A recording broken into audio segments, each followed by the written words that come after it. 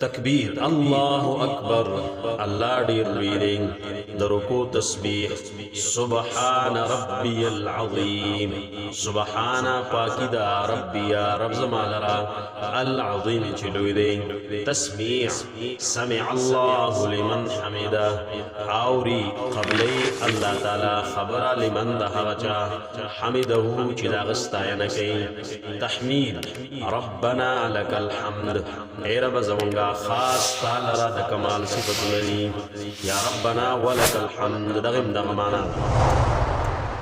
تکبیر الله اکبر الله ډیر لوی دی د سجدی تسبیح سبحان ربی الاعلى سبحان پاک دی ربی رب زما الاعلى چوچت دی